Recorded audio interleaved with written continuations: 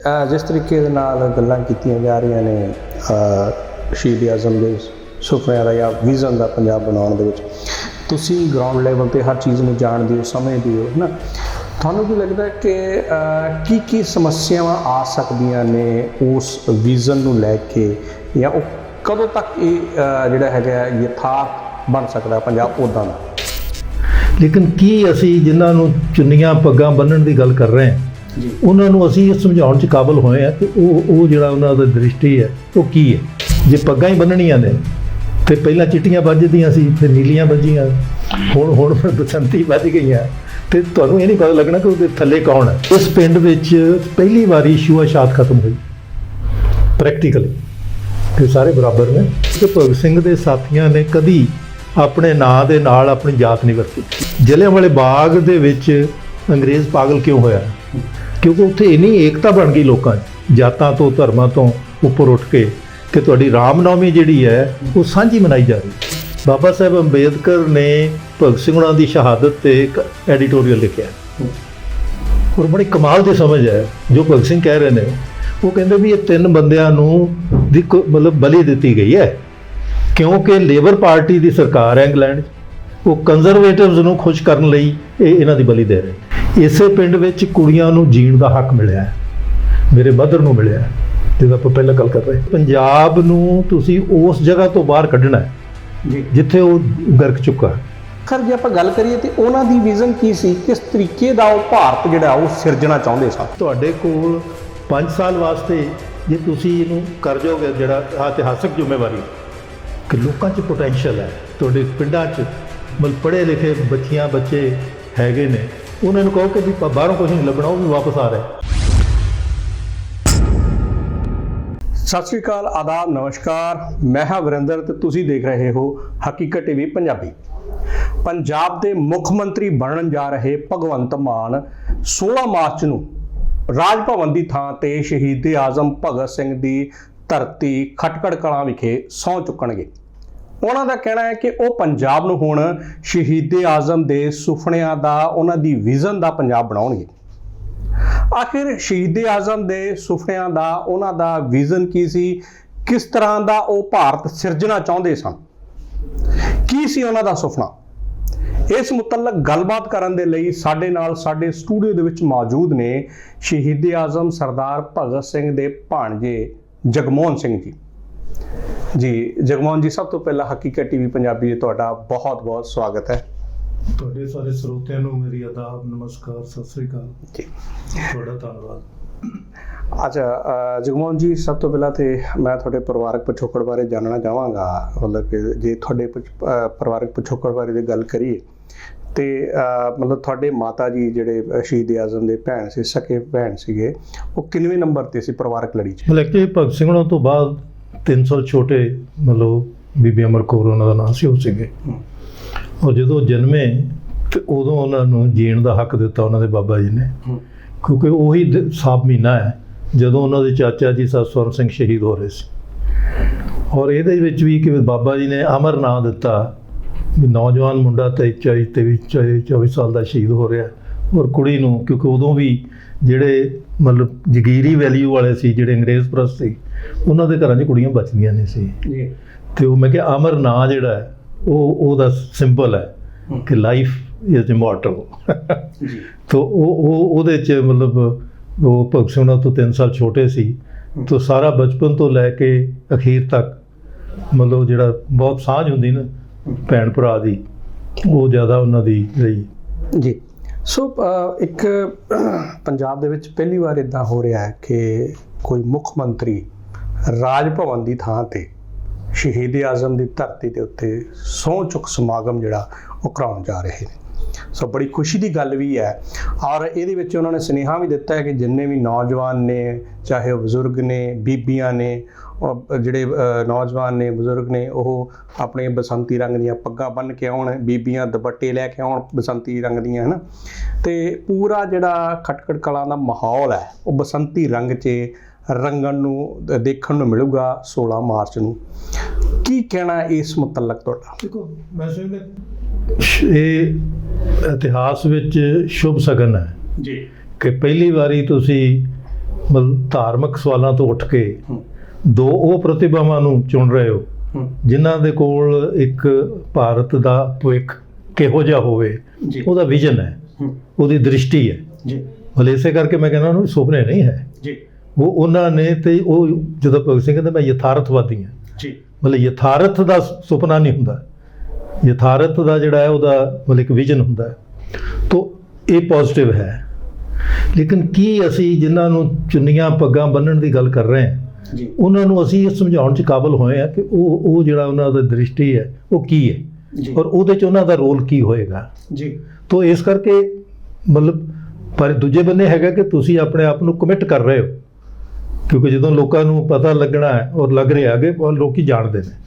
ਮਤਲਬ ਹੁਣ ਵੀ ਮਤਲਬ ਇੱਕ MLA ਜਿਹੜੀ ਸੀ ਉਹ ਰਾਤ ਨੂੰ ਉੱਥੇ ਮੱਥਾ ਟੇਕਣ ਗਈ, ਮਤਲਬ ਇਹ ਭਾਵਨਾਵਾਂ ਨੇ ਜੀ। ਮਤਲਬ ਉਹਦੇ ਲੇਕਿਨ ਦੂਜੇ ਬੰਨੇ ਜਿਹੜਾ ਹੈਗਾ ਕਿ ਉਹ ਵਿਜ਼ਨ ਨੂੰ ਸਮਝਣਾ। ਅੱਜ ਕਿਉਂਕਿ ਪੰਜਾਬ ਨੂੰ ਤੁਸੀਂ ਉਸ ਜਗ੍ਹਾ ਤੋਂ ਬਾਹਰ ਕੱਢਣਾ ਹੈ ਜੀ ਜਿੱਥੇ ਉਹ ਗਰਕ ਚੁੱਕਾ ਹੈ। ਮਤਲਬ ਉਹਦੀਆਂ ਪ੍ਰੋਬਲਮਸ ਜਿਹੜੀਆਂ ਨੇ ਤੁਸੀਂ ਪ੍ਰੋਬਲਮ ਐਡਰੈਸ ਕਰੋ। ਮਤਲਬ ਜੇ ਤੁਸੀਂ ਵੀ ਜਗੀਰਦਾਰੀ ਰੁਚੀਆਂ ਦਿਖਾਓਗੇ ਤੇ ਫਿਰ ਲੋਕਾਂ ਨੇ ਜਿੱਦਾਂ ਬਾਕੀਆਂ ਨੂੰ ਡਸਟਬਿਨ ਸੁੱਟਤਾ, ਮਤਲਬ ਉਹ ਐਕਚੁਅਲੀ ਤੇ ਜਗੀਰਦਾਰੀ ਰੁਚੀਆਂ ਨੂੰ ਸੁੱਟਿਆ ਉਹਨਾਂ ਨੇ ਜੀ। ਜਿਹੜੇ ਲੋਕਾਂ 'ਚ ਹੋਣ ਤੇ ਮੈਂ ਸਮਝਦਾ ਕਿ ਇਹ ਚੰਗਾ ਹੈ। ਔਰ ਖਟਕੜ ਕਲਾਂ ਕੱਲਾ ਭਗਤ ਸਿੰਘ ਦਾ ਐਂਸੈਸਟਰ ਪਿੰਡ ਨਹੀਂ ਹੈ, ਉਸ ਪਿੰਡ ਨੇ 4 ਜਨਰੇਸ਼ਨ ਨੂੰ ਜੀ ਮਤਲਬ ਲੋਕਾਂ ਦੇ ਨਾਲ ਉਹਨਾਂ ਦੇ ਹੱਕਾਂ ਲਈ ਖੜੇ ਹੋਣ, ਉਹਨਾਂ ਨੂੰ ਹੱਲ ਕਰਨ ਵਾਸਤੇ ਲੜਾਈ ਲੜੀ ਹੈ ਜੀ। ਕਿ ਉਹਨਾਂ ਦੇ ਬਾਬਾ ਜੀ ਮਤਲਬ ਪੜਦਾਦਾ ਜੀ ਸੀ ਫਤਿਹ ਸਿੰਘ ਜੀ, ਜਿਨ੍ਹਾਂ ਨੇ ਪੰਜਾਬ ਦੀ ਆਜ਼ਾਦੀ ਦੀ ਲੜਾਈ ਲੜੀ। ਮਤਲਬ ਜਿਹੜੀ ਜਗੀਰਦਾਰ ਸੀ ਜਿੱਦਾਂ ਹੁਣ ਵੀ ਜੇ ਪੱਗਾਂ ਹੀ ਬੰਨਣੀਆਂ ਨੇ ਤੇ ਪਹਿਲਾਂ ਚਿੱਟੀਆਂ ਵੱਜਦੀਆਂ ਸੀ, ਫਿਰ ਨੀਲੀਆਂ ਵੱਜੀਆਂ, ਹੁਣ ਬਸੰਤੀ ਵੱਜ ਗਈਆਂ, ਤੇ ਤੁਹਾਨੂੰ ਇਹ ਨਹੀਂ ਪਤਾ ਲੱਗਣਾ ਕਿ ਉਹਦੇ ਥੱਲੇ ਕੌਣ ਹੈ। ਕਿ ਲੋਕਾਂ ਤੋਂ ਬਜਾਏ ਉਹਨਾਂ ਨੂੰ ਕਾਬਲ ਬਣਾਉਣ ਦੇ ਤੁਸੀਂ ਉਹਨਾਂ ਦੇ ਰਿਸੋਰਸਿਸ ਖੋਹਦੇ। ਅੱਛਾ ਇੱਕ ਮਿੰਟ ਇਹ ਮੈਨੂੰ ਪੂਰਾ ਕਰ ਲਾ। ਔਰ ਉਹ ਸੁਨੇਹਾ ਭੇਜਿਆ ਉਹਨਾਂ ਨੂੰ ਵੀ ਜੋ ਮੰਨ ਗਿਆ ਅੰਗਰੇਜ਼ ਉਹ ਤੁਹਾਡੀ ਜ਼ਮੀਨ ਦੇ ਦੇਗਾ, ਹੋਰ ਦੇਗਾ। ਉਹਨਾਂ ਨੇ ਕਿਹਾ ਕਿ ਜਦੋਂ ਜ਼ਿੰਦਗੀ ਵਿੱਚ ਇਹ ਸਭ ਤੋਂ ਵੱਡਾ ਇਮਤਿਹਾਨ ਹੁੰਦਾ ਹੈ, ਜਦੋਂ ਤੁਸੀਂ ਜਾਇਦਾਦ ਵਿੱਚ ਤੇ ਅਸੂਲ ਵਿੱਚ ਚੁਣਨਾ। ਕਹਿੰਦਾ ਤੇਰੇ ਅੱਜ ਮੇਰਾ ਇਮਤਿਹਾਨ ਆਏ ਕਿ ਮੈਂ ਜਾਇਦਾਦ ਮਗਰ ਜਾਣਾ ਕਿ ਅਸੂਲ ਮਗਰ ਜਾਣਾ। ਤੇ ਉਹਨਾਂ ਨੇ ਕਿਹਾ ਕਿ ਅਸੂਲ ਸਾਡੇ ਬਜ਼ੁਰਗਾਂ ਨੇ ਜਦੋਂ ਗੁਰੂ ਗੋਬਿੰਦ ਸਿੰਘ ਨਾਲ ਰਿਸ਼ਤਾ ਜੋੜਿਆ ਸੀ ਤੇ ਇੱਕ ਅਸੂਲ ਸਿੱਖਿਆ ਸੀ, ਉਹ ਇਹ ਸੀਗਾ ਕਿ ਜਿੱਥੇ ਵੀ ਲੋਕ ਆਪਣੇ ਹੱਕ ਲਈ ਖੜੇ ਨੇ ਉਹਨਾਂ ਦੇ ਨਾਲ ਖੜੇ ਹੋਣਾ ਮਤਲਬ ਅਸੂਲ ਦੀ ਪੈਰੋਕਾਰੀ ਹੈ। ਤੇ ਉਹ ਕਹਿੰਦੇ ਮੈਂ ਆਪਣੇ ਨਿਆਣਿਆਂ ਨੂੰ ਵੀ ਦੱਸ ਜਾਵਾਂਗਾ ਕਿ ਇਹ ਜਿਹੜਾ ਤੁਹਾਡਾ ਮਤਲਬ ਇਮਤਿਹਾਨ ਹੈ ਇਹਦੇ ਵਿੱਚੋਂ ਤੁਸੀਂ ਅਸੂਲ ਵਾਲੇ ਬੰਨੇ ਜਾਣਾ। ਇਹ ਗੱਲ ਸਰਦਾਰ ਅਜੀਤ ਸਿੰਘ ਉਹਨਾਂ ਨੇ ਸਾਨੂੰ ਆਪਣੀ ਮਤਲਬ ਜਿਹੜੀ ਆਟੋਬਾਇਓਗ੍ਰਾਫੀ ਉਹਦੇ ਵਿੱਚ ਹੀ ਦੱਸੀ ਜੀ। ਤਾਂ ਇਹਦਾ ਮਤਲਬ ਉਹ ਜਿਹੜਾ ਹੈ ਕਿ ਵੀ ਉਹਨਾਂ ਨੇ ਫਿਰ ਅਰਜਨ ਸਿੰਘ ਉਹਨਾਂ ਨੇ ਇਸ ਪਿੰਡ ਵਿੱਚ ਪਹਿਲੀ ਵਾਰੀ ਛੂਆ-ਛਾਤ ਖਤਮ ਹੋਈ ਪ੍ਰੈਕਟੀਕਲੀ ਕਿ ਸਾਰੇ ਬਰਾਬਰ ਨੇ। ਔਰ ਉਹਦੇ 'ਚ ਉਹਨਾਂ ਬਾਬਾ ਜੀ ਦਾ ਆਪਣਾ ਤਰੀਕਾ ਹੁੰਦਾ ਸੀ। ਇਸੇ ਪਿੰਡ ਵਿੱਚ ਕੁੜੀਆਂ ਨੂੰ ਜੀਣ ਦਾ ਹੱਕ ਮਿਲਿਆ, ਮੇਰੇ ਮਦਰ ਨੂੰ ਮਿਲਿਆ, ਜਿਹਦਾ ਆਪਾਂ ਪਹਿਲਾਂ ਗੱਲ ਕਰ ਰਹੇ। ਤਾਂ ਮਤਲਬ ਉਹ ਵੈਲਿਊਜ਼ ਜਿਹੜੀਆਂ ਨੇ ਉਹ ਇਹਨਾਂ ਵੈਲਿਊਜ਼ ਨੇ ਮਤਲਬ ਉਹਨਾਂ ਨੂੰ 4 ਪੁਸ਼ਤਾਂ ਬਾਬਾ ਜੀ ਤੋਂ ਬਾਅਦ ਭਗਤ ਸਿੰਘ ਦੇ ਦਾਦਾ ਜੀ ਅਰਜਨ ਸਿੰਘ ਆਏ, ਫਿਰ ਉਸ ਤੋਂ ਬਾਅਦ ਉਹਨਾਂ ਦੇ ਪਿਤਾ ਜੀ ਚਾਚਾ ਜੀ ਉਹ ਸਾਰੇ ਆਏ। ਅਤੇ ਉਹ ਇਹ ਸਾਰਾ ਜਿਹੜਾ ਹੈ ਇੱਕ ਲਗਾਤਾਰਤਾ 'ਚ ਮਤਲਬ ਹੈ। ਫਿਰ ਉਹ 'ਚ ਜਿਹੜੀ ਸਭ ਤੋਂ ਖੂਬਸੂਰਤ ਹੈ ਕਿ ਜਦੋਂ ਭਗਤ ਸਿੰਘ ਹੁਣਾਂ 'ਤੇ ਆਪਣੇ ਪਿਤਾ ਨਾਲ ਇੱਕ ਉਹਨਾਂ ਦੀ ਟੈਕਨੀਕਲ ਗਰਾਊਂਡ 'ਤੇ ਮਤਲਬ ਡਿਫਰੈਂਸ ਓਪੀਨੀਅਨ ਸੀ, ਉਹਨਾਂ ਨੇ ਆਪਣੀ ਚਿੱਠੀ 'ਚ ਲਿਖਿਆ ਕਿ ਜਦੋਂ ਮੈਨੂੰ ਜ਼ਿੰਦਗੀ ਤੇ ਅਸੂਲ 'ਚ ਚੁਣਨਾ ਪਊਗਾ ਤੇ ਮੈਂ ਅਸੂਲ ਚੁਣੂ, ਜ਼ਿੰਦਗੀ ਨਹੀਂ ਚੁਣੂਗਾ। ਤੋ ਇਹ ਖਟਕੜ ਕਲਾਂ ਦਾ ਸਫ਼ਰ ਹੈ ਜੀ ਕਿ ਤੁਸੀਂ ਜਾਇਦਾਦ ਤੇ ਅਸੂਲ 'ਚੋਂ ਅਸੂਲ ਚੁਣਨਾ, ਉਹ ਵੀ ਅਸੂਲ ਉਹ ਜਿਹੜਾ ਲੋਕਾਂ ਨੂੰ ਦੇ ਹੱਕ 'ਚ ਖੜਾ ਹੋਵੇ। ਤੋ ਜੇ ਤੁਸੀਂ ਸਹੁੰ ਚੁੱਕ ਰਹੇ ਹੋ ਤੇ ਇਹ ਜਿਹੜੇ ਤੁਹਾਨੂੰ ਯਾਦ ਕਰਾਵਾਂਗੇ ਅਸੀਂ, ਔਰ ਆਪ ਅੱਜ ਵੀ ਔਰ ਗਾਂ ਵੀ ਯਾਦ ਕਰਾਉਣਗੇ ਲੋਕ ਕਿ ਵੀ ਉਹ ਅਸੂਲਾਂ ਦੇ ਕਰੋਗੇ ਫਿਰ ਲੋਕਾਂ ਦੀ ਸਮੱਸਿਆ ਹੱਲ ਹੋਣਗੇ। ਨਹੀਂ ਤਾਂ ਤੁਹਾਡੀਆਂ ਨਿੱਜੀ ਮਤਲਬ ਜਿਹੜਾ ਹੈਗਾ ਉਹ ਜਿੱਦਾਂ ਪਹਿਲਿਆਂ ਨੇ ਬਣਾਈਆਂ ਨੇ ਉਹ ਨਿੱਜੀ ਮਤਲਬ ਜਿਹੜੀ ਕਿ ਆਪਾਂ ਕਹਿੰਦੇ ਹੁੰਦੇ ਕਿ ਉਹ ਕਾਂ ਖੋਈ ਜਿਹੜੀ ਹੈ ਉਹ ਉਹਦੇ 'ਚ ਨਾ ਪੈਣ।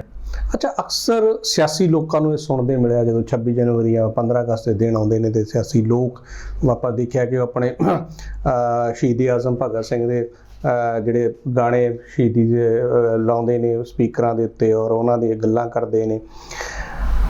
ਜਿਸ ਤਰੀਕੇ ਦੇ ਨਾਲ ਗੱਲਾਂ ਸੁਣੀ ਦੀਆਂ ਨੇ ਸਿਆਸੀ ਲੋਕਾਂ ਕੋਲੋਂ ਕਿ ਭਾਈ ਅਸੀਂ ਤੇ ਸ਼ਹੀਦ ਆਜ਼ਮ ਦੇ ਸੁਪਨਿਆਂ ਦਾ ਦੇਸ਼ ਬਣਾਉਣਾ, ਹਰ ਸਿਆਸੀ ਪਾਰਟੀ ਗੱਲ ਕਰਦੀ ਹੈ। ਤੁਸੀਂ ਦੱਸ ਰਹੇ ਹੋ ਕਿ ਸ਼ਹੀਦ ਆਜ਼ਮ ਯਥਾਰਥਵਾਦੀ ਸਨ, ਉਹਨਾਂ ਦੀ ਜਿਹੜੀ ਸੀ ਉਹ ਵਿਜ਼ਨ ਸੀਗੀ ਆਪਣੀ। ਆਖਰ ਜੇ ਆਪਾਂ ਗੱਲ ਕਰੀਏ ਤੇ ਉਹਨਾਂ ਦੀ ਵਿਜ਼ਨ ਕੀ ਸੀ, ਕਿਸ ਤਰੀਕੇ ਦਾ ਉਹ ਭਾਰਤ ਜਿਹੜਾ ਉਹ ਸਿਰਜਣਾ ਚਾਹੁੰਦੇ ਸਨ? ਦੇਖੋ ਇਹਦੇ ਬਹੁਤ ਵਧੀਆ ਹੈ, ਕਿਉਂਕਿ ਇਹੀ ਮੈਂ ਸਮਝਦਾ ਕਿ ਇਹਨਾਂ ਨੂੰ ਇੱਕ ਇਤਿਹਾਸਕ ਜ਼ਿੰਮੇਵਾਰੀ ਵੀ ਆਏਗੀ ਕਿ ਭਗਤ ਸਿੰਘ ਨੂੰ ਜਦੋਂ ਮੈਂ ਹੁਣ ਸਾਰੀ ਲਾਈਫ ਦੇਖਦਾ ਤੇ ਮੈਂ ਕਿਹਾ ਸੀ ਇੱਕ ਜਿਹੜਾ ਉਹਨਾਂ ਦਾ ਪੱਖ ਹੈ ਉਹਦੇ ਤੇ ਬਹੁਤੀ ਵਾਰੀ ਵਿਚਾਰ ਨਹੀਂ ਕੀਤਾ, ਔਰ ਉਹ ਪੱਖ ਉਹਨਾਂ ਦਾ ਕਿ ਉਹਨਾਂ ਨੇ 1924 'ਚ ਨੌਜਵਾਨ ਲਹਿਰ ਖੜੀ ਕੀਤੀ, ਔਰ ਉਹ ਨੌਜਵਾਨ ਲਹਿਰ ਦਾ ਆਧਾਰ ਸੀ ਕਿਉਂਕਿ ਜਲਿਆਂਵਾਲੇ ਬਾਗ ਦੇ ਵਿੱਚ ਅੰਗਰੇਜ਼ ਪਾਗਲ ਕਿਉਂ ਹੋਇਆ, ਕਿਉਂਕਿ ਉੱਥੇ ਇੰਨੀ ਏਕਤਾ ਬਣ ਗਈ ਲੋਕਾਂ 'ਚ, ਜਾਤਾਂ ਤੋਂ ਧਰਮਾਂ ਤੋਂ ਉੱਪਰ ਉੱਠ ਕੇ, ਕਿ ਤੁਹਾਡੀ ਰਾਮਨੌਮੀ ਜਿਹੜੀ ਹੈ ਉਹ ਸਾਂਝੀ ਮਨਾਈ ਜਾ ਰਹੀ ਹੈ। ਡਾਕਟਰ ਬਸ਼ੀਰ ਲੀਡ ਕਰ ਰਿਹਾ ਹੈ, ਮਤਲਬ ਔਰ ਜਿਹੜਾ ਪਾਣੀ ਵੰਡਿਆ ਹੁੰਦਾ ਸੀ ਨਾ ਵੀ ਆ ਮੁਸਲਿਮ ਪਾਣੀ, ਹਿੰਦੂ ਪਾਣੀ, ਛਬੀਲਾਂ ਇਕੱਠੀਆਂ ਲੱਗੀਆਂ ਹੋਈਆਂ, ਇਹਨੇ ਅੰਗਰੇਜ਼ ਨੂੰ ਪਾਗਲ ਕੀਤਾ ਸੀ। ਉਹਨੂੰ ਰਿਵਾਈਵ ਕਰਨ ਦੇ ਭਗਤ ਸਿੰਘ ਨੇ ਕਿਹਾ ਕਿ ਵੀ ਸਮਾਜ 'ਚੋਂ ਤੇ ਆਪਾਂ ਦੂਰ ਨਹੀਂ ਕਰ ਸਕਦੇ ਕਿਉਂਕਿ ਉਹਦਾ ਹੈ, ਲੇਕਿਨ ਨੌਜਵਾਨਾਂ ਦੇ ਦਿਮਾਗ 'ਚੋਂ ਇਹ ਚੀਜ਼ ਕੱਢੀ ਜਾ ਸਕਦੀ ਹੈ ਕਿ ਸੰਪਰਦਾਇਕਤਾ ਧਰਮਾਂ ਦੀ ਜਿਹੜੀ ਹੈ ਇਹ ਨਾ ਹੋਵੇ, ਜਾਤ ਪਾਤ ਨਾ ਹੋਵੇ। ਤੁਸੀਂ ਇਸੇ ਕਰਕੇ ਤੁਸੀਂ ਦੇਖੋਗੇ ਕਿ ਭਗਤ ਸਿੰਘ ਦੇ ਸਾਥੀਆਂ ਨੇ ਕਦੀ ਆਪਣੇ ਨਾਂ ਦੇ ਨਾਲ ਆਪਣੀ ਜਾਤ ਨਹੀਂ ਵਰਤੀ ਜੀ, ਔਰ ਉਸ ਤੋਂ ਪਹਿਲਾਂ ਗਦਰ ਪਾਰਟੀ ਵਾਲਿਆਂ ਨੇ ਉਦੋਂ ਵੱਡਾ ਇਨਕਲਾਬ ਕੀਤਾ ਸੀ ਕਿ ਉਹਨਾਂ ਦੀ ਪਛਾਣ ਉਹਨਾਂ ਦਾ ਪਿੰਡ ਹੁੰਦਾ ਸੀ ਜੀ।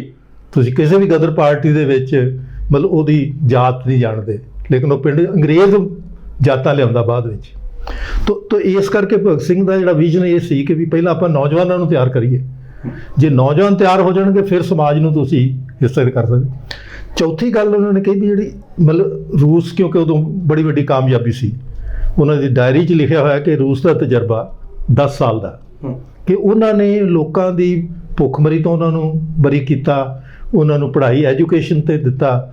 ਇਹਦਾ ਮਤਲਬ ਹੈ ਕਿ ਵੀ ਸਾਡੇ ਕੋਲ ਇੱਕ ਮਤਲਬ ਯਥਾਰਥ ਦਾ ਹੈ ਜਿਹਨੂੰ ਉਹਨਾਂ ਨੇ ਸਮਾਜਵਾਦ ਨਾਂ ਦਿੱਤਾ ਕਿ ਵੀ ਭਾਈ ਇੱਕ ਲਫ਼ਜ਼ ਵਿੱਚ ਸਮਝਾਈਏ ਤੇ ਉਹ ਸਮਾਜਵਾਦ ਹੈ। ਇਸ ਕਰਕੇ ਉਹਨਾਂ ਆਪਣੀ ਪਾਰਟੀ ਤੇ ਉਹ ਲੇਕਿਨ ਉਹਨਾਂ ਨੇ ਕਿਹਾ ਕਿ ਇੱਕ ਚੀਜ਼ ਹੋਰ ਜਿਹੜੀ ਉਹਨਾਂ ਕੋਲ ਸਿੱਖਣ ਵਾਲੀ ਹੈ ਵੀ ਉਹ ਕਾਮਯਾਬ ਕਿਉਂ ਹੋਏ। ਕਹਿੰਦੇ ਉਹ ਹਰ ਬੰਦਾ ਜਿਹੜਾ ਵਰਕਰ ਹੈ ਉਹ ਇਹ ਜਾਣਦਾ, ਉਹ ਵਿਗਿਆਨੀ ਇਸ ਤਰ੍ਹਾਂ ਹੈ ਕਿ ਉਹ ਹਰ ਚੀਜ਼ ਦਾ ਕਾਰਨ ਸਮਝਦਾ। ਜਦੋਂ ਤੁਸੀਂ ਕਾਰਨ ਸਮਝਦੇ ਹੋ, ਮੈਂ ਹੁਣ ਵੀ ਸਮਝਾਉਂਦਾ ਹੁੰਦਾ, ਮੈਂ ਕਿਹਾ ਵੀ ਫਿਜ਼ਿਕਸ ਕੈਮਿਸਟਰੀ ਪੜ੍ਹਨਾ ਸਾਇੰਸ ਨਹੀਂ ਹੈ।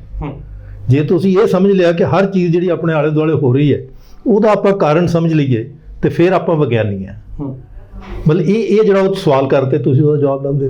ਭਗਤ ਸਿੰਘ ਨੇ ਇਹ, ਔਰ ਉਹਦੀ ਇੱਕ ਬਹੁਤ ਵੱਡੀ ਗਰਾਊਂਡ ਹੈ ਕਿਉਂਕਿ ਲਾਹੌਰ ਜਿਹੜਾ ਹੈ ਉਹ ਪੰਜਾਬੀ ਵਿੱਚ ਸਾਇੰਸ ਪੜ੍ਹਾਉਣ ਦਾ ਬੜਾ ਵੱਡਾ ਕੇਂਦਰ ਰਿਹਾ। ਉਹ ਤੋਂ 4 ਨੋਬਲ ਪ੍ਰਾਈਜ਼ ਵਿਨਰ ਨੇ, ਸਾਨੂੰ ਪਤਾ ਨਹੀਂ। ਕਲਕੱਤੇ ਬੰਗਾਲੀ 'ਚ ਪੜ੍ਹਾਈ ਜਾਂਦੀ ਸੀ ਸਾਇੰਸ ਜੀ, ਤੇ ਉਹ ਜਿਹੜਾ ਮਤਲਬ ਸੀ ਉਹ ਭਗਤ ਸਿੰਘ ਉਹਨਾਂ ਨੇ ਮਤਲਬ ਲਿਆ ਕਿ ਆਮ ਆਦਮੀ ਨੂੰ ਤੁਸੀਂ ਘੱਟੋ ਘੱਟ ਜੇ ਮੇਰੇ ਸਰੀਰ ਨੂੰ ਬਿਮਾਰੀ ਹੈ ਤੇ ਮੈਂ ਉਹਦਾ ਕਾਰਨ ਸਮਝ ਲੂੰ ਤੇ ਉਹ ਠੀਕ ਹੋ ਜਾਊ। ਜੇ ਮੈਂ ਕਾਰਨ ਨਹੀਂ ਸਮਝਦਾ ਫਿਰ ਦਵਾਈਆਂ ਲਈ ਜਾਓ, ਜੋ ਮਰਜ਼ੀ ਲਈ ਜਾਓ, ਤੇ ਉਹ ਕਾਰਨ ਸਮਝਣਾ ਉਹਨਾਂ ਨੇ ਤੀਜਾ ਕਿਹਾ ਕਿ ਇਹ ਨੌਜਵਾਨਾਂ ਦੇ ਦਿਮਾਗ 'ਚੋਂ ਕੱਢ ਸਕਦੇ। ਚੌਥਾ ਜਿਹੜਾ ਹੈਗਾ ਕਿ ਵੀ ਅਸਲ ਅੰਗਰੇਜ਼ ਰਾਜ ਦੇ ਬਦਲਣ ਜਾਂ ਉਹਨੇ ਸਾਨੂੰ ਬਿਮਾਰੀ ਕੀ ਦਿੱਤੀ ਹੈ, ਕਿਉਂਕਿ ਆਮ ਆਦਮੀ ਨੂੰ ਤੇ ਰਾਜ ਹੈ ਕੋਈ ਵੀ ਹੋਵੇ। ਉਹ ਕਹਿੰਦੇ ਇਹਦੀ ਸਭ ਤੋਂ ਵੱਡੀ ਬਿਮਾਰੀ ਹੈ ਕਿ ਇਹਨੇ ਨਾ ਬਰਾਬਰੀ ਜਿਹੜੀ ਹੈ ਉਹ ਬਹੁਤ ਵੱਡੀ ਦਿੱਤੀ ਹੈ। ਔਰ ਉਹ ਨਾ ਬਰਾਬਰੀ ਮਤਲਬ ਅੱਜ ਮਤਲਬ ਜਿਹੜੇ ਇਕਨੋਮਿਸਟ ਨੇ ਉਹਨਾਂ ਨੇ ਕਿਹਾ ਕਿ ਜਿਹੜੀ 20ਵੇਂ ਦਹਾਕੇ ਦੀ ਹਿੰਦੁਸਤਾਨ ਦੀ ਨਾ ਬਰਾਬਰੀ ਸੀ ਉਹ ਹੁਣ 2016 ਤੋਂ ਬਾਅਦ ਹਿੰਦੁਸਤਾਨ ਦੀ ਨਾ ਬਰਾਬਰੀ ਹੈ। ਇਹਦਾ ਮਤਲਬ ਅਸੀਂ ਉੱਥੇ ਥਾਂ ਤੇ ਪਹੁੰਚ ਗਏ ਜੀ ਕਿ ਜੇ ਤੁਸੀਂ ਨਾ ਬਰਾਬਰੀ ਨੂੰ ਦੂਰ ਨਹੀਂ ਕਰਦੇ ਤੇ ਫਿਰ ਲੋਕਾਂ ਦੀ ਜ਼ਿੰਦਗੀ 'ਚ ਕਿਵੇਂ ਆ ਸਕਦਾ ਹੈ। ਇਸੇ ਕਰਕੇ ਜਿਹੜਾ ਭਗਤ ਸਿੰਘ ਉਹਨਾਂ ਨੇ ਪੂਰਾ ਨਾਅਰਾ ਬਾਅਦ 'ਚ ਦਿੱਤਾ ਕਿ ਇਨਕਲਾਬ ਜ਼ਿੰਦਾਬਾਦ, ਸਾਮਰਾਜਵਾਦ ਮੁਰਦਾਬਾਦ। ਮਤਲਬ ਦੋ ਤੋੜ ਕੇ ਨਹੀਂ ਦੇਖਣੇ ਚਾਹੀਦੇ। ਉਹ ਉਹਨਾਂ ਦਾ ਇੱਕ ਦਵੰਦ ਦਾ ਰਿਸ਼ਤਾ ਹੈ ਕਿ ਜੇ ਸਾਮਰਾਜੀ ਸ਼ਕਤੀਆਂ, ਜਿਹਨੂੰ ਉਹਨਾਂ ਨੇ ਕਿਹਾ ਸੀ ਵੀ ਇੱਕ ਦੇਸ਼ ਦੂਜੇ ਦੇਸ਼ ਨੂੰ ਲੁੱਟ ਰਿਹਾ ਜਾਂ ਸਾਡਾ ਇੱਕ ਬੰਦਾ ਬੰਦੇ ਨੂੰ ਲੁੱਟ ਰਿਹਾ ਹੈ, ਤੇ ਫਿਰ ਲੋਕਾਂ 'ਚ ਇਨਕਲਾਬ ਕਿੱਥੋਂ ਆਉਣਾ? ਲੋਕਾਂ ਦੀ ਜ਼ਿੰਦਗੀ 'ਚ ਲੋਕਾਂ ਦਾ ਭਲਾ ਕਿਵੇਂ ਹੋਏਗਾ? ਤਾਂ ਇਸ ਕਰਕੇ ਇਹ ਆਦਰਸ਼ ਨੇ। ਔਰ ਉਹ 1924 ਵਿੱਚ ਜਦੋਂ ਸਮਾਜ ਦਾ ਉਹੀ ਕ੍ਰਾਈਸਿਸ ਸੀ ਜਿਹੜਾ ਅੱਜ ਆਪਣਾ ਹੈ, ਕਿਉਂਕਿ ਉਹਦੇ 2 ਹੱਲ ਨਿਕਲਦੇ ਨੇ। ਕਿ ਲੋਕਾਂ ਨੂੰ ਧਾਰਮਿਕ ਅਨੁਵਾਦ ਪਿੱਛੇ ਨੂੰ ਉਹਨਾਂ ਦੀਆਂ ਅੱਖਾਂ ਕਰ ਦਿਓ, ਭਗਤ ਸਿੰਘ ਅੱਗੇ ਨੂੰ ਦੇਖਣ ਨੂੰ ਕਹਿੰਦਾ, ਤੇ ਉਹ ਜਿਹੜਾ ਹੈ ਅੱਜ ਵੀ 2 ਤਾਕਤਾਂ ਨੇ। ਔਰ ਉਦੋਂ ਵੀ ਉਹੀ ਪ੍ਰੈਸਿਪਿਟੇਟ ਹੋਈ ਭਗਤ ਸਿੰਘ ਦੀ ਨੌਜਵਾਨ ਸਭਾ ਤੇ RSS ਦਾ ਬਣਨਾ। 25 'ਚ RSS ਬਣੀ, 24 'ਚ ਭਗਤ ਸਿੰਘ ਨੌਜਵਾਨ ਭਾਰਤ ਸਭਾ ਖੜੀ ਕਰ ਚੁੱਕੇ ਸੀਗੇ ਜੀ। ਤਾਂ ਅੱਜ ਵੀ ਉਹੀ ਲੜਾਈ ਹੈ ਤੁਹਾਡੀ ਕਿ ਤੁਸੀਂ ਸਮਾਜ ਨੂੰ ਇਹਨਾਂ ਬਿਮਾਰੀਆਂ ਤੋਂ ਮੁਕਤ ਕਰਨਾ। ਨਾ ਬਰਾਬਰੀ ਉਹੀ ਪਹੁੰਚ ਗਈ। ਤਾਂ ਇਸ ਕਰਕੇ ਇਹਨੂੰ ਦੁਬਾਰਾ, ਔਰ ਇੱਕ ਜਿਹੜੀ ਗੱਲ ਮੈਨੂੰ ਮਤਲਬ ਇਤਿਹਾਸ 'ਚੋਂ ਲੱਗ ਰਹੀ ਸੀ ਕਿ ਅੰਗਰੇਜ਼ ਰਾਜ ਨੂੰ ਵੀ ਸਭ ਤੋਂ ਵੱਡਾ ਚੈਲੰਜ ਜਿਹੜਾ ਹੈ ਉਹ 2 ਸੂਬਿਆਂ ਨੇ ਦਿੱਤਾ ਸੀ। ਬੰਗਾਲ ਨੇ ਤੇ ਪੰਜਾਬ ਨੇ। ਕਿਉਂ? ਕਿਉਂਕਿ ਪੰਜਾਬ ਦੀ ਚੇਤਨਤਾ ਬਹੁਤ ਉੱਤੇ ਹੈ। ਮਤਲਬ ਇੰਨੇ ਸਾਲਾਂ 'ਚ ਸੰਤਾਂ ਨੇ, ਸੂਫੀਆਂ ਨੇ, ਮਤਲਬ ਉਹ ਸਾਡੀ ਚੇਤਨਤਾ 'ਚ ਹਿੱਸਾ ਪਾਇਆ। ਅਸੀਂ ਅਨਭੋਲ ਵੀ ਚੇਤਨ ਹੁੰਦੇ। ਇਸੇ ਤਰ੍ਹਾਂ ਹੀ ਬੰਗਾਲ ਦਾ ਹੈ ਕਿ ਬੰਗਾਲ 'ਚ ਵੀ ਮਤਲਬ ਉੱਥੇ ਹਾਲਾਂਕਿ ਅੰਗਰੇਜ਼ ਸਭ ਤੋਂ ਪਹਿਲਾਂ ਆਏ, ਪਰ ਇਹ ਹੈ ਕਿ ਵੀ ਉਹਦੀ ਲੜਾਈ 'ਚੋਂ ਉਹ ਚੇਤਨ ਜ਼ਿਆਦਾ ਹੋਏ। ਤਾਂ ਉੱਥੇ ਲੇਡੀਜ਼ ਦੀ ਚੇਤਨਤਾ ਹੈ। ਪੰਜਾਬ ਵਿੱਚ ਵੀ ਲੇਡੀਜ਼ ਦੀ ਚੇਤਨਤਾ ਭਗਤ ਸਿੰਘ ਦੇ ਪੀਰੀਅਡ 'ਚ ਆ ਗਈ। ਤਾਂ ਇਸ ਕਰਕੇ ਮਤਲਬ ਅੱਜ ਵੀ ਅਸੀਂ ਉਸ ਇਤਿਹਾਸਕ ਮੋੜ 'ਤੇ ਖੜ੍ਹੇ ਹਾਂ, ਔਰ ਇਹ ਇਤਿਹਾਸਕ ਜ਼ਿੰਮੇਵਾਰੀ ਹੈ ਕਿ ਵੀ ਇਹ ਮਤਲਬ ਨਿਭਾਈ ਜਾਵੇ, ਔਰ ਜਿਹੜਾ ਨਿਭਾ ਜਾਏਗਾ ਉਹ ਇਤਿਹਾਸ ਜਿੰਦਾ ਹੋ ਜਾਏਗਾ, ਨਹੀਂ ਤੇ ਇਤਿਹਾਸ ਦੇ ਕੂੜਾਦਾਨ 'ਚ ਚਲਾ ਜਾਏਗਾ ਜਿੱਦਾਂ ਆਪਣੇ ਪਹਿਲੇ ਗਏ ਨੇ। ਹੁਣ ਗੱਲ ਇਹ ਹੈ ਕਿ ਜਿਸ ਤਰੀਕੇ ਦੇ ਨਾਲ ਗੱਲਾਂ ਕੀਤੀਆਂ ਜਾ ਰਹੀਆਂ ਨੇ ਸ਼ਹੀਦ ਆਜ਼ਮ ਦੇ ਸੁਪਨਿਆਂ ਦਾ ਜਾਂ ਵਿਜ਼ਨ ਦਾ ਪੰਜਾਬ ਬਣਾਉਣ ਦੇ ਵਿੱਚ, ਤੁਸੀਂ ਗਰਾਊਂਡ ਲੈਵਲ 'ਤੇ ਹਰ ਚੀਜ਼ ਨੂੰ ਜਾਣਦੇ ਹੋ, ਸਮਝਦੇ ਹੋ, ਹੈ ਨਾ। ਤੁਹਾਨੂੰ ਕੀ ਲੱਗਦਾ ਕਿ ਕੀ ਸਮੱਸਿਆਵਾਂ ਆ ਸਕਦੀਆਂ ਨੇ ਉਸ ਵਿਜ਼ਨ ਨੂੰ ਲੈ ਕੇ, ਜਾਂ ਉਹ ਕਦੋਂ ਤੱਕ ਇਹ ਜਿਹੜਾ ਹੈਗਾ ਯਥਾਰਥ ਬਣ ਸਕਦਾ ਪੰਜਾਬ ਉੱਦਾਂ ਦਾ? ਪਹਿਲਾ ਕੰਮ ਇਹ ਹੈ ਕਿ ਵੀ ਤੁਸੀਂ ਲੋਕਾਂ ਨੂੰ ਆਪਣੇ ਫੈਸਲੇ ਲੈਣ ਦੇ ਕਾਬਿਲ ਬਣਾਓ, ਨੌਜਵਾਨਾਂ ਨੂੰ ਤੁਸੀਂ ਸੋਚਣ ਦੇ ਕਾਬਿਲ ਬਣਾਓ। ਤੁਹਾਡੀ ਵਿੱਦਿਆ ਡਿਗਰੀਆਂ ਵਾਲੀ ਨਹੀਂ ਹੋਣੀ ਚਾਹੀਦੀ। ਉਹ ਕਹੇ ਭੁੱਲ ਜਾਓ। ਤੁਸੀਂ ਜਿਹੜਾ ਭਗਤ ਸਿੰਘ ਨੇ ਆਪਣੇ 14 ਸਾਲ ਦੇ ਭਰਾ ਨੂੰ ਕਿਹਾ ਸੀ ਵੀ ਤੁਸੀਂ ਹੱਥੀਂ ਕੰਮ ਕਰਨ ਜੋਗੇ ਹੋਵੋ, ਮਤਲਬ ਕਮਾਈ ਪੈਸਾ ਤੁਹਾਨੂੰ ਬਣ ਜਾਏਗਾ, ਲੇਕਿਨ ਉਹ 'ਚੋਂ ਕੋਈ ਬਹੁਤ ਜ਼ਿਆਦਾ ਨਾ ਲੱਭੋ। ਮਤਲਬ ਉਹ ਜਿਹੜਾ ਹੈ ਜਦੋਂ ਤੁਹਾਡੇ 'ਚ ਯਕੀਨ ਪੈਦਾ ਹੋਏਗਾ, ਔਰ ਇਹਦੇ 'ਚ ਆਪਾਂ ਇਤਿਹਾਸ ਪੰਜਾਬ ਵਿੱਚ ਗੁਰੂ ਤੇਗ ਬਹਾਦਰ ਸਾਹਿਬ ਦੀ ਸ਼ਹਾਦਤ ਤੋਂ ਬਾਅਦ ਮੈਂ ਕਿਹਾ ਕਈ ਵਾਰੀ ਮੇਰੇ ਮਨ 'ਚ ਇਹ ਸਵਾਲ ਆਇਆ ਕਿ ਗੁਰੂ ਗੋਬਿੰਦ ਸਿੰਘ 10 ਸਾਲ ਦੇ ਸੀ, 24 ਸਾਲਾਂ ਵਿੱਚ ਉਹਨਾਂ ਨੇ ਇੱਕ ਨਵਾਂ ਸੋਚਣੀ ਆਪਣੇ ਵਿੱਚ ਹਿੰਮਤ ਵਾਲਾ ਬੰਦਾ ਖੜਾ ਕਰਤਾ ਸੀ, ਜਿਹਨੂੰ ਕਹਿੰਦੇ ਨੇ ਵੀ 1.25 ਲੱਖ ਨਾਲ ਮੇਰਾ ਲੜ ਸਕਦਾ ਹੈ। ਤਾਂ ਉਹ ਪ੍ਰੋਸੈਸ ਕੀ ਹੈ? ਉਹ ਕੰਨ 'ਚ ਫੂਕ ਮਾਰ ਕੇ ਤੇ ਕੀਤਾ ਨਹੀਂ ਉਹਨਾਂ ਨੇ। ਉਹ ਇੱਕ ਵਿੱਦਿਆ ਦਾ ਤਰੀਕਾ ਹੈ, ਲੋਕਾਂ 'ਚ ਵਿਸ਼ਵਾਸ ਦਾ ਤਰੀਕਾ ਹੈ। ਵਿਸ਼ਵਾਸ ਅੱਜ ਵੀ ਜਿਹੜਾ ਵਿਸ਼ਵਾਸ ਟੁੱਟ ਰਿਹਾ ਉਹਨੂੰ ਭਰਮਾਂ 'ਚ ਨਾ ਪਾਈਏ। ਮਤਲਬ ਤੁਸੀਂ ਪੋਲੀਟੀਕਲ ਪਾਰਟੀ ਆ ਗਈ, ਤੁਹਾਡੇ ਕੋਲ 5 ਸਾਲ ਹੁਣ ਤੁਸੀਂ ਕਿਤੇ ਜਾਂਦੇ ਨਹੀਂ, ਸਗੋਂ ਇਹ ਕਿ ਵੀ ਨਾਲ ਗੱਫਾ ਇਹਨਾਂ ਨੂੰ ਰਾਜ ਸਭਾ ਦਾ ਮਿਲ ਗਿਆ। 7 ਸੀਟਾਂ ਜਿਹੜੀਆਂ ਨੇ ਉਹ ਪੰਜਾਬ ਦੀਆਂ ਇਕੱਠੀਆਂ ਆ ਰਹੀਆਂ ਨੇ, ਜਿਹੜੀ ਟੋਟਲ ਕੋਟਾ ਜਿਹੜਾ ਉਹ ਇਹਨਾਂ ਕੋਲ ਆ ਰਿਹਾ। ਤੁਸੀਂ ਉਹ ਬੰਦੇ ਕਿਹੜੇ ਲੱਭਦੇ ਹੋ, ਮਤਲਬ ਉੱਥੇ ਤੁਹਾਡੀ ਪਰਖ ਹੋਏਗੀ। ਬਸ ਦੂਜਾ ਜਿਹੜਾ ਹੈਗਾ ਕਿ ਵੀ ਤੁਹਾਡੇ ਕੋਲ 5 ਸਾਲ ਵਾਸਤੇ ਜੇ ਤੁਸੀਂ ਇਹਨੂੰ ਕਰ ਜਾਓਗੇ, ਜਿਹੜਾ ਇਤਿਹਾਸਕ ਜ਼ਿੰਮੇਵਾਰੀ ਹੈ ਕਿ ਲੋਕਾਂ 'ਚ ਪੋਟੈਂਸ਼ੀਅਲ ਹੈ, ਤੁਹਾਡੇ ਪਿੰਡਾਂ 'ਚ ਮਤਲਬ ਪੜ੍ਹੇ ਲਿਖੇ ਬੱਚੇ ਹੈਗੇ ਨੇ, ਉਹਨਾਂ ਨੂੰ ਕਹੋ ਕਿ ਵੀ ਬਾਹਰੋਂ ਕੁਝ ਨਹੀਂ ਲੱਭਣਾ, ਉਹ ਵੀ ਵਾਪਸ ਆ ਰਿਹਾ। ਬਾਹਰ ਵੀ ਜਿਹੜੇ ਧੋਖੇ ਹੋ ਰਹੇ ਨੇ ਉਹ ਸਾਰਾ ਮਤਲਬ ਜੰਗ ਨੇ ਹੋਰ ਮਤਲਬ ਤੁਹਾਨੂੰ ਘਰਾਂ ਨੂੰ ਵਾੜਤਾ, ਵੀ ਆਪਣੇ ਘਰ 'ਚ ਆਪਾਂ ਕਰੀਏ। ਤਾਂ ਇਸ ਕਰਕੇ ਜਿਹੜਾ ਇਹਦਾ ਮਤਲਬ ਇੱਕ ਤਾਂ ਜਿੱਦਾਂ ਮੈਂ ਕਹਿ ਰਿਹਾ ਵੀ ਜਿਹੜੀ ਬਾਬਾ ਜੀ ਨੇ ਉਦੋਂ ਸੋਚਣੀ ਸੀ, ਉਹ ਅੱਜ ਤੁਹਾਡੀ ਕਨਸਟੀਟਿਊਸ਼ਨਲ ਡਿਊਟੀ ਹੈ ਕਿ ਤੁਸੀਂ ਗ੍ਰਾਮ ਸਭਾ ਦੇ ਲੋਕਾਂ ਨੂੰ ਕਰੋ। ਚਲੋ ਠੀਕ ਹੈ ਕਿ ਪਿੰਡ 'ਚ ਥੋੜੀ ਪ੍ਰੋਬਲਮ ਹੁੰਦੀ ਹੈ, ਤਾਂ ਮੇਰਾ ਇਹ ਕਿ ਤੁਸੀਂ ਬਲਾਕ ਲੈਵਲ 'ਤੇ ਬਣਾ ਸਕਦੇ ਹੋ ਨਾ ਜੀ, ਕਿ ਬਲਾਕ ਲੈਵਲ 'ਤੇ ਤੁਸੀਂ ਲੋਕਾਂ ਨੂੰ ਇਨਵਾਈਟ ਕਰੋ, ਉਹ ਆਪਣੀਆਂ ਪ੍ਰੋਬਲਮਸ ਦੇਖਣ, ਉਹਦਾ ਹੱਲ ਉਹਨਾਂ ਕੋਲ ਹੈ। ਮੈਂ ਐਗਰੀਕਲਚਰ ਯੂਨੀਵਰਸਿਟੀ 'ਚ ਰਿਹਾ, ਐਕਚੁਅਲੀ ਸਾਡੇ ਸਾਇੰਟਿਸਟਾਂ ਨਾਲੋਂ ਜ਼ਿਆਦਾ ਜਿਹੜੀ ਸਮਝ ਸੀਗੀ ਉਹ ਕਿਸਾਨਾਂ ਕੋਲ ਸੀ। ਸੋ ਬੱਚਿਆਂ ਦੀ ਸਮਰੱਥਾ ਨੂੰ ਤੁਹਾਨੂੰ ਵਧਾਉਣ ਦਾ, ਉਹਦੇ ਲਈ ਮਤਲਬ ਮੈਨੂੰ ਇਹ ਡਰ ਲੱਗਦਾ ਕਿ ਅਸੀਂ ਫਿਰ ਦਿੱਲੀ ਦੀ ਨਕਲ ਮਾਰਾਂਗੇ। ਦਿੱਲੀ ਤੇ ਪੰਜਾਬ ਦੋ ਵੱਖਰੇ, ਲੇਕਿਨ ਪੰਜਾਬ ਅਗਰ ਮਤਲਬ ਉਹਦੇ 'ਚ ਕੋਈ ਤਜਰਬਾ ਨਿਕਲਦਾ ਹੈ, ਉਹਦਾ ਫਲ ਇਹਨਾਂ ਨੂੰ ਬਾਕੀ ਥਾਂ ਹੀ ਮਿਲੇਗਾ, ਕਿਉਂਕਿ ਇਹ ਕੰਪਲੀਟ ਸੂਬਾ ਇਹਦੇ ਪਿੰਡ ਨੇ, ਪਿੰਡਾਂ ਦੇ 60% ਪਿੰਡ ਹੈਗੇ ਨੇ। ਪਿੰਡਾਂ ਵਿੱਚ ਤੁਸੀਂ ਲੋਕਾਂ ਨੂੰ ਜਿਹੜਾ ਹੁਣ ਚਾਹ ਬਣਿਆ ਹੋਇਆ, ਤੋਂ ਬਜਾਏ ਪੱਗਾਂ ਚੁੰਨੀਆਂ ਦੇ ਉੱਤੇ ਲਾਉਣ ਦੇ, ਉਹਨਾਂ ਨੂੰ ਕਹੋ ਵੀ ਤੁਸੀਂ ਨੌਜਵਾਨ ਆਪਣੇ ਪਿੰਡ ਨੂੰ ਸਾਂਭਣ ਜੀ। ਮਤਲਬ ਉਹ ਮੈਂ ਇਹ ਕਹਿੰਦਾ, ਮੈਂ ਕਿਸੇ ਨੂੰ ਉਦੋਂ ਵੀ ਕਿਹਾ ਜਦੋਂ ਇਲੈਕਸ਼ਨਾਂ ਜਾ ਰਹੇ ਸੀ, ਮੈਂ ਕਿਹਾ ਤੁਸੀਂ ਪਿੰਡ ਬਣਾ ਕੇ ਦਿਖਾ ਦਿਓ, ਲੋਕ ਝੱਟ ਤੁਹਾਡੇ ਮਗਰ ਲੱਗ ਜਾਣਗੇ। ਕਿਉਂਕਿ ਯੂਨੀਵਰਸਿਟੀ ਨੇ ਜਦੋਂ ਨਵੀਂ ਟੈਕਨੋਲੋਜੀ ਦਿੱਤੀ ਤੇ ਉਹਦਾ ਇੱਕ ਹੁੰਦਾ ਸੀ ਵੀ ਉਹ ਪਲਾਟ ਲਗਾਉਂਦੇ ਸੀ, ਕਿਸਾਨ ਨੂੰ ਕਹਿੰਦੇ ਵੀ ਤੂੰ ਕੁਝ ਨਹੀਂ ਖਰਚ ਕਰਨਾ, ਅਸੀਂ ਇੱਥੇ ਨਾ ਸਾਨੂੰ ਪਲਾਟ ਲਾ ਲੈਣਾ, ਇੱਕ ਏਕੜ ਦਾ ਬੀਜ ਦਿਓ। ਉਹ ਦੇਖ ਕੇ ਲੋਕੀ ਮਗਰ ਤੁਰ ਪਏ। ਸਾਡੇ ਲੋਕ ਦੇਖ ਕੇ ਔਰ ਉਹ ਬੜੀ ਛੇਤੀ ਸਮਝਦੇ ਨੇ। ਤੋ ਇਸ ਕਰਕੇ ਤੁਸੀਂ ਪਿੰਡ ਨਵਾਂ ਕਿਵੇਂ ਬਣਨਾ ਹੈ, ਔਰ ਉਹ ਸ਼ਾਇਦ ਹਿੰਦੁਸਤਾਨ ਵਾਸਤੇ ਵੀ ਕਾਇਆ ਕਲਪ ਹੋਵੇ, ਤਾਂ ਉਹਦੇ ਵਾਸਤੇ ਮਤਲਬ ਜਿਹੜੀ ਹੈ ਉਹ ਚੈਲੰਜ ਹੈ। ਔਰ ਉਹਦੇ ਵਿੱਚ ਮੈਂ ਤਾਂ ਹੀ ਕਹਿੰਦਾ ਕਿ ਜਿਹੜਾ 24 ਹੈ 2024, ਉਹ ਤੁਹਾਡਾ ਉਹ ਯੂਥ ਫੋਰਸ ਨੂੰ ਬਿਲਡ ਕਰਕੇ ਪਿੰਡਾਂ ਦੇ ਵਿੱਚ ਉਹਨਾਂ ਦੀ ਫੈਸਲੇ ਦੀ ਲੈਣ ਦੀ ਪੋਲੀਟਿਕਸ, ਜਿੱਦਾਂ ਹੁਣ ਲੋਕਾਂ ਨੇ ਪੋਲੀਟਿਕਸ ਵੱਧ ਕਰਤੀ, ਤੁਸੀਂ ਪਿੰਡਾਂ 'ਚ ਵੀ ਉਹ ਖਤਮ ਕਰੋ। ਸਾਂਝਾ ਜਿਹੜਾ ਕੰਮ ਹੈ ਉਹ ਇੱਕੋ ਹੀ ਹੈ ਕਿ ਹਰ ਬੱਚੇ ਨੂੰ ਮਤਲਬ ਵਿੱਦਿਆ ਮਿਲਣੀ ਹੈ। ਸਰਕਾਰ ਕਿੰਨਾ ਹਿੱਸਾ ਪਾਏਗੀ, ਲੋਕ ਕਿੰਨਾ ਪਾਉਣਗੇ, ਉਹ ਗੱਲ ਹੋ ਸਕਦੀ ਹੈ। ਕਿਉਂਕਿ ਸੈਂਟਰ ਤੁਹਾਡੇ ਖਿਲਾਫ ਹੈ। ਦੇਖੋ ਸੈਂਟਰ ਨੇ ਕੀ ਕੀਤਾ ਹੁਣੀ ਕਿ 1200 ਕਰੋੜ ਰੁਪਇਆ ਸੈਂਟਰ ਰੂਰਲ ਡਿਵੈਲਪਮੈਂਟ ਦਾ ਦੇਣਾ ਪੈਂਦਾ ਉਹਨੂੰ, ਇਹ ਫਾਈਨਾਂਸ ਕਮਿਸ਼ਨ 'ਚ ਲਿਖਿਆ ਹੈ। ਉਹਨਾਂ ਨੇ ਬਹਾਨਾ ਕੀ ਲਾਤਾ ਕਿ ਜੇ ਤੁਸੀਂ ਰੂਰਲ ਵਾਸਤੇ ਉਹ ਮੰਡੀਆਂ ਤੋਂ ਫੀਸ ਲੈਂਦੇ ਹੋ ਉਹ ਬੰਦ ਕਰੋ ਫਿਰ ਦੇਵਾਂਗੇ। ਦੇਖੋ ਕਿ ਇਨਡਾਇਰੈਕਟਲੀ ਤੁਹਾਡੀ ਮੰਡੀ ਬੰਦ ਕਰਵਾਉਣੀ ਉਹਨਾਂ ਨੇ। ਮਤਲਬ ਇਹਦੇ ਤੇ ਤੁਸੀਂ ਮਤਲਬ ਚੇਤਨ ਹੋਣਾ ਪੈਣਾ ਹੈ ਕਿ ਠੀਕ ਹੈ ਜੇ ਤੁਸੀਂ ਨਹੀਂ ਦਿੰਦੇ ਫਿਰ ਅਸੀਂ ਵੀ ਤੁਹਾਨੂੰ ਕੁਝ ਨਹੀਂ ਦਿੰਦੇ। ਫਿਰ ਤੂੰ ਗਾਂਧੀ ਵਾਲੀ ਜਿਹੜੀ ਨਾਨ ਕੋਆਪਰੇਸ਼ਨ ਹੈ ਮਤਲਬ ਉਹ ਕਿਸੇ ਵੇਲੇ ਸਟੇਟ ਦੇ ਲੈਵਲ ਤੇ ਮਤਲਬ ਹੋਏਗੀ। ਫਿਰ ਉਸ ਤੋਂ ਬਾਅਦ ਹੈ ਕਿ ਜਿਹੜਾ ਸਭ ਤੋਂ ਖਤਰਨਾਕ ਕਿਸਾਨਾਂ ਨੂੰ ਮਾਰਨ ਵਾਲਾ ਬਿੱਲ ਬਣ ਰਿਹਾ ਹੈ ਉਹ ਹੈ ਕਿ ਜਿਹੜੀ ਫਰਟੀਲਾਈਜ਼ਰ ਉੱਤੇ ਜਿਹੜੀ ਕੰਟਰੋਲ ਹੈ, ਸਬਸਿਡੀ ਕਹਿ ਰਹੇ ਨੇ, ਐਕਚੁਅਲੀ ਸਬਸਿਡੀ ਨਾਲ ਹੀ ਹੈ, ਲੇਕਿਨ ਜਿਹੜਾ ਉਹਦੇ ਉੱਤੇ ਸਰਕਾਰ ਦਾ ਕੰਟਰੋਲ ਹੈ ਉਹ ਬਿੱਲ ਵਿੱਚ ਛੱਡ ਰਹੇ ਨੇ। ਦੂਜੇ ਬੰਨੇ ਹੈ ਕਿ ਰੂਸ ਤੇ ਯੂਕਰੇਨ ਸਭ ਤੋਂ ਜ਼ਿਆਦਾ ਖਾਦ ਪ੍ਰੋਡਿਊਸ ਕਰ ਰਹੇ, ਯੂਰੀਆ ਪ੍ਰੋਡਿਊਸ ਕਰਦੇ, ਕਿਉਂਕਿ ਨੈਚੁਰਲ ਗੈਸ ਤੋਂ ਬਣਦੀ ਹੈ, ਬਾਈ ਪ੍ਰੋਡਕਟ ਹੈ। ਉਹ ਖਤਮ ਦੁਨੀਆ ਦੀ ਮਾਰਕੀਟ 'ਚ ਪਾ ਰਿਹਾ। ਤੁਸੀਂ ਕਿਸਾਨਾਂ ਨੂੰ ਉਹਨਾਂ ਭੇੜੀਆਂ ਦੇ ਅੱਗੇ ਪਾ ਰਹੇ ਹੋ। ਪੰਜਾਬ ਕੀ ਕਰੂਗਾ? ਪੰਜਾਬ ਨੂੰ ਲੜਨਾ ਪੈਣਾ ਕਿ ਵੀ ਇਹ ਨਹੀਂ ਹੋਣ ਦੇਣਾ, ਕਿਉਂਕਿ ਹੁਣ ਤੁਹਾਡੇ ਕੋਲ ਪਾਵਰ ਹੋਏਗੀ। ਤੁਹਾਡੇ ਅੱਗੇ ਤੇ ਕੱਲਾ ਭਗਵੰਤ ਮਾਨ ਸਿੰਘ 7 ਤੇ ਰਾਜ ਸਭਾ 'ਚ ਬੋਲਣ ਵਾਲੇ ਹੋਣਗੇ ਨਾ, ਉਹ ਇਹ ਚੁਣਦੇ ਬੋਲਣ ਵਾਲੇ ਕਿ ਨਹੀਂ, ਉਹ ਫਿਰ ਟੈਸਟ, ਪਹਿਲਾ ਟੈਸਟ 31 ਮਾਰਚ ਨੂੰ ਹੀ ਉਹ ਟੈਸਟ ਹੋ ਜਾਣਾ। ਕੁੱਲ ਮਿਲਾ ਕੇ ਜੇ ਗੱਲ ਕਰੀਏ ਤੇ ਇੱਕ ਚੰਗੀ ਸ਼ੁਰੂਆਤ ਵੀ ਕਹਿ ਸਕਦੇ ਆ ਕਿ ਇੱਕ ਰਾਜ ਭਵਨ ਤੋਂ ਨਿਕਲ ਕੇ ਤੇ ਮਤਲਬ ਕਿ ਤੁਸੀਂ ਲੋਕਾਂ ਦੇ ਸਨਮੁਖ ਆਏ ਹੋ, ਇਹ ਵੱਡੀ ਗੱਲ ਹੈ। ਨਾਲ ਹੀ ਬਾਬਾ ਸਾਹਿਬ ਅੰਬੇਦਕਰ ਨੂੰ ਤੁਸੀਂ, ਕਿਉਂਕਿ ਜਿਹੜਾ ਇੱਕ ਮਨਸੂਈ, ਕਿਉਂਕਿ ਬਾਬਾ ਸਾਹਿਬ ਅੰਬੇਦਕਰ ਨੇ ਭਗਤ ਸਿੰਘ ਉਹਨਾਂ ਦੀ ਸ਼ਹਾਦਤ ਤੇ ਇੱਕ ਐਡੀਟੋਰੀਅਲ ਲਿਖਿਆ ਔਰ ਬੜੀ ਕਮਾਲ ਦੀ ਸਮਝ ਹੈ ਜੋ ਭਗਤ ਸਿੰਘ ਕਹਿ ਰਹੇ ਨੇ। ਉਹ ਕਹਿੰਦੇ ਵੀ ਇਹ 3 ਬੰਦਿਆਂ ਨੂੰ ਦੀ ਮਤਲਬ ਬਲੀ ਦਿੱਤੀ ਗਈ ਹੈ ਕਿਉਂਕਿ ਲੇਬਰ ਪਾਰਟੀ ਦੀ ਸਰਕਾਰ ਹੈ ਇੰਗਲੈਂਡ 'ਚ, ਉਹ ਕੰਜ਼ਰਵੇਟਿਵਸ ਨੂੰ ਖੁਸ਼ ਕਰਨ ਲਈ ਇਹਨਾਂ ਦੀ ਬਲੀ ਦੇ ਰਹੇ ਨੇ। ਇਹ ਤੋਂ ਵੱਡੀ ਸਿਆਣਪ ਨਹੀਂ ਹੋ ਸਕਦੀ।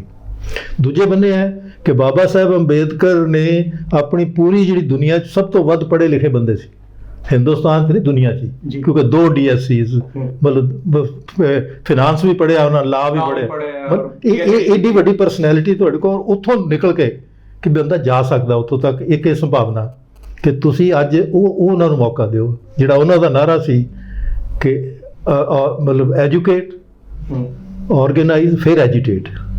ਤੇ ਪਹਿਲਾਂ ਪੜ੍ਹ ਕੇ ਸਮਝ ਤੇ ਬਣਾਓ, ਫਿਰ ਇਕੱਠੇ ਹੋਵੋ, ਫਿਰ ਔਰ ਉਹ ਸਾਈਕਲ ਤੁਹਾਡਾ ਜਿਹੜਾ ਚੱਲਦਾ ਰਹਿਣਾ ਚਾਹੀਦਾ। ਤਾਂ ਉਹਨਾਂ ਦਾ ਜਿਹੜਾ ਸਭ ਤੋਂ ਵੱਡੀ ਦੇਣ ਹੈ ਸਾਨੂੰ ਕਨਸਟੀਟਿਊਸ਼ਨ 'ਚ, ਜਿਹੜੀ ਅੱਜ ਤੱਕ ਨੈਗਲੈਕਟਡ ਰਹੀ ਹੈ, ਉਹ ਹੈ ਉਹਦਾ ਚੌਥਾ ਚੈਪਟਰ। ਚੌਥਾ ਚੈਪਟਰ ਜਿਹੜਾ ਹੈ ਉਹ ਹੈਗਾ directive principals of state policy, ਕਿ ਰਾਜ ਕਰਨ ਦੇ ਕਿਹੜੇ ਮਤਲਬ ਉਹਨਾਂ ਨੂੰ ਕੀ ਮਤਲਬ ਅਸੂਲ ਮੰਨਣੇ ਚਾਹੀਦੇ ਨੇ। ਮੈਂ ਕਿਹਾ ਇਹ ਸਰਕਾਰ ਦੀ ਲੋਕਾਂ ਪ੍ਰਤੀ ਜ਼ਿੰਮੇਵਾਰੀ ਹੈ। ਮਤਲਬ ਸਾਡੇ ਵੱਡੇ ਇਹ ਕਹਿ ਕੇ ਕਿ ਵੀ ਤੁਸੀਂ ਜੀ ਹੱਕ ਨਾ ਮੰਗੋ, ਤੁਸੀਂ ਆਪਣੀ ਡਿਊਟੀ ਕਰੋ। ਮੈਂ ਕਹਿੰਦਾ ਬਾਬਾ ਸਾਹਿਬ ਕਹਿੰਦੇ ਵੀ ਤੁਸੀਂ ਵੀ ਤਾਂ ਡਿਊਟੀ ਕਰੋ ਨਾ। ਜਿਹੜਾ ਰਾਜ ਲੈ ਰਿਹਾ ਹੈ, ਅਗਰ ਬਾਬਾ ਸਾਹਿਬ ਨਾਲ ਰਿਸ਼ਤਾ ਰੱਖਣਾ ਹੈ ਤਾਂ ਫਿਰ ਉਹ ਡਾਇਰੈਕਟਿਵ ਪ੍ਰਿੰਸੀਪਲ ਪੜ੍ਹ ਕੇ ਲਾਗੂ ਕਰੋ। ਇਹ ਜਿਹੜਾ ਗ੍ਰਾਮ ਸਭਾ ਇਹ ਵੀ ਉਹਦੇ ਵਿੱਚੋਂ ਨਿਕਲੀ ਹੋਈ ਹੈ ਜੀ, ਉਹਦੇ 'ਚੋਂ ਉਹਨੂੰ ਕਾਨੂੰਨ 'ਚ ਲੈ ਆਂਦਾ, ਲੇਕਿਨ ਉਹ ਡਾਇਰੈਕਟਿਵ ਪ੍ਰਿੰਸੀਪਲ 'ਚ ਸੀ। ਤਾਂ ਇਹ ਇਸ ਕਰਕੇ ਮੈਂ ਸਮਝਦਾ ਕਿ ਦੋਨਾਂ ਪਰਸਨੈਲਿਟੀਜ਼ ਨੂੰ ਅਗਰ ਉਹਨਾਂ ਦਾ ਠੀਕ ਸਪਿਰਿਟ ਨੂੰ ਅਸੀਂ ਫੜਦੇ ਹਾਂ ਤਾਂ ਤੁਸੀਂ ਮਤਲਬ ਇੱਕ ਪੂਰੀ ਨਵੀਂ ਸਪਿਰਿਟ ਜਿਹੜੀ ਹੈ ਉਹਨੂੰ ਜਨਮ ਦਿਓਗੇ। ਔਰ ਜਿਹੜਾ ਸਭ ਤੋਂ ਵੱਡੀ ਚੀਜ਼ ਹੈ ਕਿ ਜਿੰਨੀ ਚੇਤਨਤਾ ਔਰਤਾਂ 'ਚ ਆਈ ਹੈ, ਕਿਉਂਕਿ ਡੇਰਿਆਂ ਦਾ ਅਸਰ ਨਹੀਂ ਹੋਇਆ, ਮਤਲਬ ਉਹਨਾਂ 'ਤੇ ਫਰੀ ਬੀ ਦਾ ਅਸਰ ਨਹੀਂ ਹੋਇਆ, ਮਤਲਬ ਫਰੀ ਮਤਲਬ ਜਿਹੜੀ ਬੱਸਾਂ 'ਤੇ ਚੜਾਇਆ ਸੀ ਉਹਦਾ ਅਸਰ ਨਹੀਂ ਹੋਇਆ। ਇੱਕ ਤਰ੍ਹਾਂ ਦਾ ਰਿਸ਼ਵਤ ਦੇਣ ਦੀ ਕੋਸ਼ਿਸ਼, ਮਤਲਬ ਉਹ ਉਹਦੇ ਤੋਂ ਉੱਪਰ ਨਿਕਲਿਆ। ਮਤਲਬ ਇਹ ਰਾਈਜ਼ਿੰਗ ਹੈ, ਇਹ ਇੱਕ ਸਮਾਜਿਕ ਚੇਤਨਤਾ ਦਾ, ਔਰ ਇਸ ਪ੍ਰਸਾਰੇ ਨੂੰ ਤੁਸੀਂ ਖੁੰਡਾ ਕਰਨ ਦੀ ਬਜਾਏ ਉਹਨੂੰ ਹੋਰ ਵਰਤ ਲਓ। ਇਹ ਤੁਹਾਡਾ ਇਨਕਲਾਬੀ ਹੋਊਗਾ। ਔਰ ਇਹਦੇ 'ਚ ਮੈਂ ਸਮਝਦਾ ਕਿ ਪੰਜਾਬ ਨੂੰ ਜਿਹੜੇ 92 ਬੰਦੇ ਨੇ ਉਹਨਾਂ ਨੂੰ ਆਪਣੇ ਗਰੁੱਪ ਬਣਾ ਕੇ ਇਹ ਸਮੱਸਿਆਵਾਂ ਨੂੰ ਮਤਲਬ ਉੱਤੇ ਲੱਗਣਾ ਚਾਹੀਦਾ। ਤੁਹਾਡੇ ਕੋਲ 11 ਡਾਕਟਰ ਨੇ, ਮਤਲਬ ਜੇ ਹੈਲਥ ਦੇ ਉੱਤੇ ਗੱਲ ਕਰਨੀ, ਪਰ ਉਹਦੀ ਪ੍ਰੋਬਲਮ ਇਹ ਹੈ ਕਿ ਜਿਹੜਾ ਮਤਲਬ ਪੜ੍ਹਿਆ ਹੋਇਆ ਡਾਕਟਰ ਹੈ ਨਾ, ਉਹ ਇਲਾਜ ਦੀ ਗੱਲ ਕਰਦਾ ਹੈ, ਉਹ ਉਹਦੀ ਪ੍ਰੀਵੈਂਟਿਵ ਦੀ ਗੱਲ ਨਹੀਂ ਕਰਦਾ ਕਿ ਪ੍ਰੀਵੈਂਸ਼ਨ ਕਿੱਥੇ ਹੈ। ਉੱਥੇ ਤੁਸੀਂ ਲੋਕਾਂ ਨੂੰ ਚੇਤਨ ਕਰੋ, ਭਾਈ ਗਲਾਈਫਾਸਫੇਟ ਨਹੀਂ ਯੂਜ਼ ਕਰਨੀ, ਔਰੇਂਜ ਨਹੀਂ ਯੂਜ਼ ਕਰਨਾ, ਇਹ ਤੇ ਤੁਹਾਡੇ ਸਾਰਾ ਸੱਤਿਆਨਾਸ਼ ਕਰ ਰਿਹਾ, ਜਾਂ ਮਤਲਬ ਕੈਂਸਰ ਕਿੱਥੋਂ ਆ ਰਿਹਾ। ਤਾਂ ਉਹ ਚੇਤਨਤਾ ਮਤਲਬ ਦੇ ਸਕਦੇ ਨੇ ਕਿ ਤੁਹਾਡੇ ਕੋਲ ਐਡਾ ਵੱਡਾ, ਔਰ ਇਹ ਪਹਿਲੀ ਵਾਰੀ ਹੈ ਕਿ ਬੜੇ ਯੰਗਰ ਫਰੈਸ਼ ਮਾਈਂਡ ਮਤਲਬ ਕੁਛ ਅਖੇਵੇਂ 'ਚੋਂ ਲੋਕਾਂ ਨੇ ਧੱਕ ਕੇ ਲੈਣ ਦੇ ਉੱਥੇ, ਤੇ ਉਹ ਇੱਕ ਰੋਲ ਪਲੇ ਕਰ ਸਕਦੇ ਨੇ ਜਿਹੜਾ ਭਵਿੱਖ ਨੂੰ ਮਤਲਬ ਇੱਕ ਦਸ਼ਾ ਦੇ ਸਕਦਾ ਹੈ। ਔਰ ਇਹ ਪੰਜਾਬ ਨੇ ਮਤਲਬ ਉਹ ਸੰਭਾਵਨਾਵਾਂ ਫਿਰ ਪੈਦਾ ਕੀਤੀਆਂ ਨੇ। ਮਤਲਬ ਜਿਹਨੂੰ ਅੱਗੇ ਵਧਾਇਆ ਜਾਵੇ। ਸੋ ਆਸ ਰੱਖਣੀ ਚਾਹੀਦੀ ਹੈ, ਆਸ ਹੋਣੀ ਵੀ ਚਾਹੀਦੀ ਹੈ ਕਿ ਬਹੁਤ ਜਲਦ ਜਿਹੜਾ ਪੰਜਾਬ ਹੈ ਉਹ ਸਾਡਾ ਸ਼ਹੀਦ ਆਜ਼ਮ ਦੇ ਵਿਜ਼ਨ ਦਾ ਪੰਜਾਬ ਬਣੇਗਾ। ਸੇਵਾ ਦੇਸ਼ ਦੀ ਜ਼ਿੰਦੜੀ ਏ ਬੜੀ ਔਖੀ, ਗੱਲਾਂ ਕਰਨੀਆਂ ਢੇਰ ਸੁਖੱਲੀਆਂ ਨੇ, ਜਿਨ੍ਹਾਂ ਦੇਸ਼ ਸੇਵਾ 'ਚ ਪੈਰ ਪਾਇਆ ਉਹਨਾਂ ਲੱਖ ਮੁਸੀਬਤਾਂ ਝੱਲੀਆਂ ਨੇ। ਖੈਰ ਹੁਣ ਦੇਖਣਾ ਇਹ ਹੈ ਕਿ ਪੰਜਾਬ ਸਰਕਾਰ ਆਪਣੀ ਕਥਨੀ ਤੇ ਕਰਨੀ 'ਚ ਕਿੰਨਾ ਕੁ ਖਰਾ ਉੱਤਰ ਪਾਉਂਦੀ ਹੈ ਤੇ ਸ਼ਹੀਦ ਆਜ਼ਮ ਭਗਤ ਸਿੰਘ ਦੇ ਸੁਪਨਿਆਂ ਦਾ ਪੰਜਾਬ ਸਿਰਜ ਪਾਉਂਦੀ ਹੈ। ਧੰਨਵਾਦ।